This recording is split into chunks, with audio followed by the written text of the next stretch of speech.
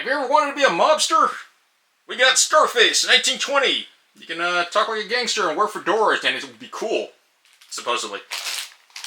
But this is the Kickstarter all in, and it came with a lot of weird stuff. Now, I don't know too much about the game because my friend told me about it, brought it over, which I always appreciate. I looked at the campaign, and I remember him talking about this game. I was like, what is this game? And he's like, oh, you get to be the mob during Prohibition. And I was like, we can wear trench coats and get a Tommy gun. And I was like, that's tempting. But, so with the exclusive, it comes with these two little resource crates for guns and booze, I think. I can't remember now. We got our giant pack of sleeves. They're not the best colored sleeves. But, yeah. Quantities of 190, 75, and 25. Hopefully, they'll actually, you know, not give you 1,000 extra sleeves because they like to rip you off. We have the Enforcers, which are these three lovely characters. We have the Spiff and Brit right here. Obviously, someone from Russian Stereotypes. And, I don't know, let's just say that's an Asian guy. Because he looks like a machete dragon sawed off. Yeah, whatever. But we will check out all this stuff. Came with this Paperboy, because I love playing that game back in the day. These business tokens for area control, and these are really neat. I kind of like them. You got a casino, a brothel, a speakeasy. Really reminds me of that one mobster game on PC that I can't remember. They kind of remind me of bottle caps. Yeah, they kind of remind me of bottle caps too. We have a loot bag with stacks of plastic cash. And this is really cool. I really like this. But I also like weird things. So let's check out what's in the box. And this is a chunky, chunky box. Alright, we have a thank you for making it happen. Oh, this is nice. It actually tells you what's a Kickstarter exclusive. I don't know if this is coming to retail. But this is always appreciated because I never have an idea what's a Kickstarter exclusive. And I believe these are all the people that backed the game. Yep. Your name might... Did you find it in there? I found it, yeah. So lame. Alright, we got our rulebook. Big Child Creatives. We have very cartoony Al Capone. Those are some interesting color shades.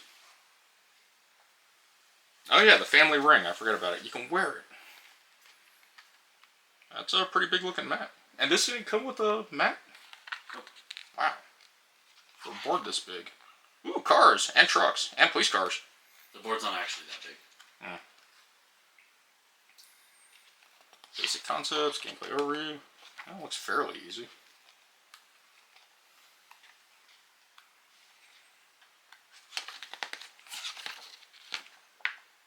Hey, a good glossary, not one that says refer to page whatever.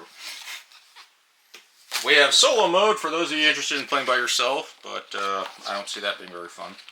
I also see a lot of forgetting things. I mean, you're playing solo, so I guess you could cheat. Let's check out this board. It's fairly decent. Oh, it's a 6-paneler. I thought it was a 4-paneler. I was going to say it looks really, really big. Alright, so the Paperboy definitely looks like he's going to be our turn guy, because it says 4 players, 3 players, 1... Wow, you do not have very many turns in a 1 to 2 player game. So we have our iconry, slots for everything, rules on the side, we have raid cards. Very neat. Now I kind of want to figure out what that game is. I can't remember. I'll find it. I will go look at my PS5 downloads. Alright, so we got the fat stacks of cash here, but we don't need those. Locations. The tokens, businesses.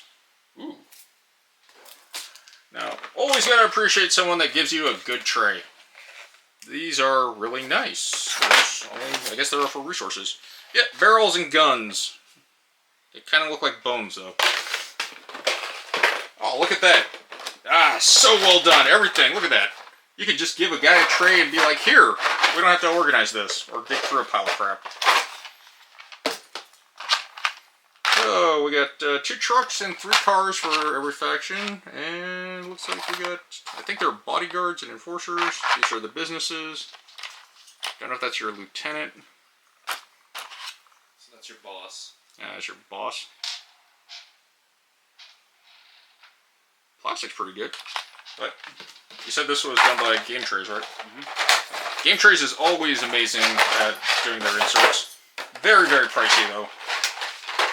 I mean, they're good, but God, Game Trays overcharge you sometimes. Yeah, I say that because I backed Forsaken and bought some Game Tray stuff just to see what they're doing. We have a little screens. Wow, these are tiny. There we are, recessed. Always gotta love recessed boards to put tokens in because it always sucks when they roll around. Looking at you, new version of Dark Souls.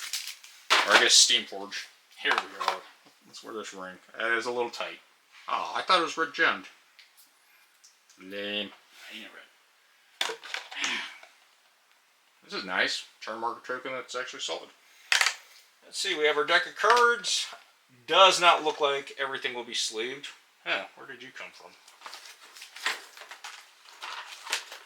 It's gray. There's no gray. Were you just right there? Wow, that is a terrible spot. Odd. They just threw Al Capone in there? That was kind of haphazard. We have, mod factions and our tokens. Oh, that's pretty cool. Always have to appreciate the weird square cards. But all in all, it's actually pretty neat that everything fits, but I don't know if it's going to fit sleeved. These are some really weird shaped cards, too. They do not look like standard. Like 7 Wonders size. Well, it's a good thing you bought the extra sleeves, because I think it'd be a pain trying to find those. So we have 3 resource trays for that, the player board, our little screens, our paperboy. Just check out how cool the cache is. It's like stacking chips. Oh, they sound nice. I like this. Okay. So, don't need to show the rest of that. And now we have the Enforcers pack. I was definitely right about the stereotypes. Alina Ivanikova. Oh look, it's a Doberman. That's much more aggressive than my wussy Doberman. Oh, they have victory conditions. Neat. Tom Lee. Okay, feel like I'm stereotyping people. Raven Kitchewetsky. Whatever. Spiff and Brett right here. So we got the standard mode enforcers, rings. They give you 4 colored bases, but only 3 enforcers. I guess you recruit these guys. We have our tokens. Our actual character cards for the enforcers. Our rings that no one cares about. And let's look at this guy. Look at this chap. Tally-ho and all. I have a cane and a revolver. I'm a Bloodborne ripoff character. And Tom Lee here with his 2 machetes or sabers and a double barrel sawed-off. And a boulder hat. Dashing. And we have Club and Doberman. Everyone else has gun. I don't think Doberman beats gun, but we'll see. But characters look neat. So that's everything in Scarface 1920. We are going to do some gameplay and see how it goes. And so just a quick follow-up. We got everything in the box and some really weird caveats that I know my friend says are nitpicks, and then now he calls it future-proofing because he always loves saying future-proofing. I have no idea what these slots are for. They make no sense to me. Like, we just threw these in here even though they got, like, parts to fit the little business tokens. But the money makes no sense. In fact, we had to shove them in this really absurd spot for the guns and beer barrels because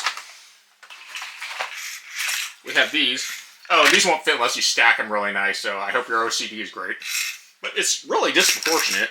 I don't, like, this looks weird.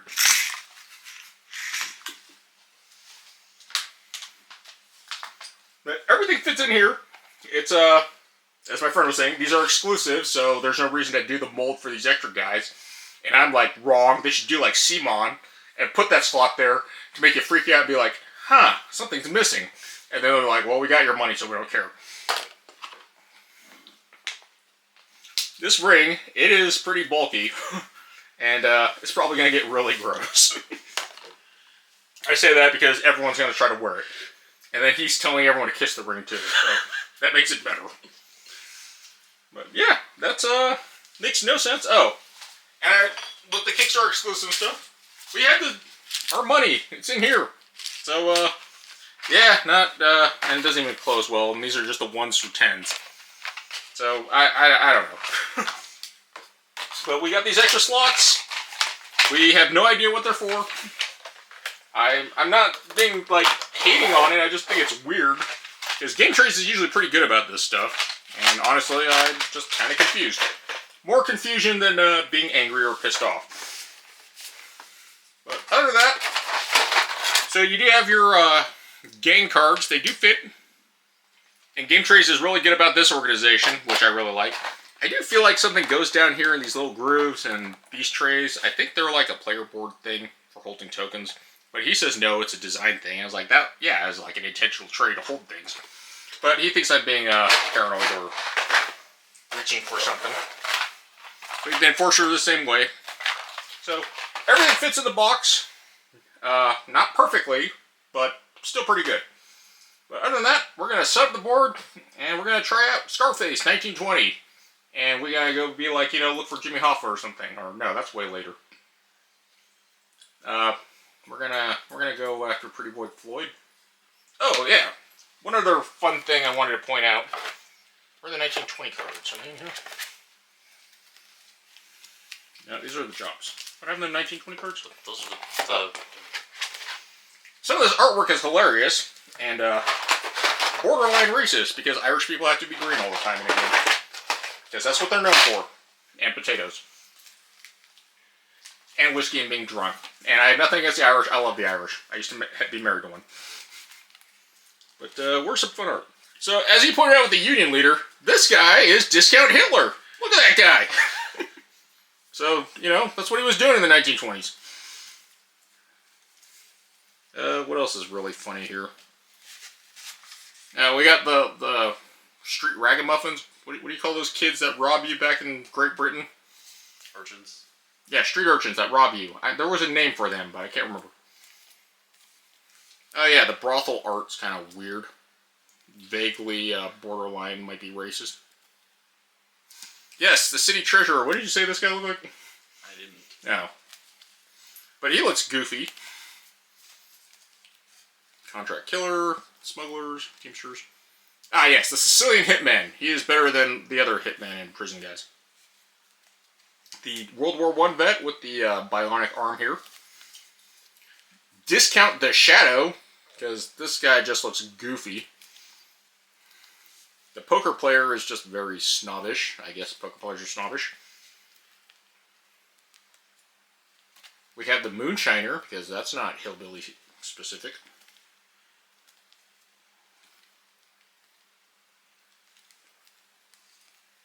The Whiskey Importer. The Street Pimp. With a shiv. What is an Ackley Cookers? I thought you were all up to this 1920 slang.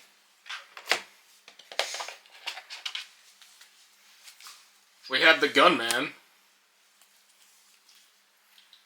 We have the Pig from The Shining.